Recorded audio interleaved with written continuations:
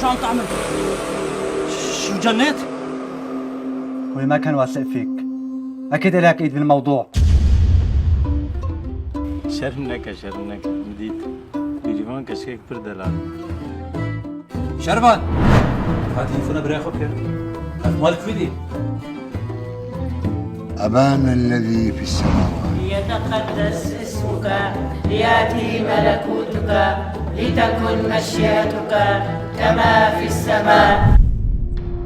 ابراهيم تشتكى؟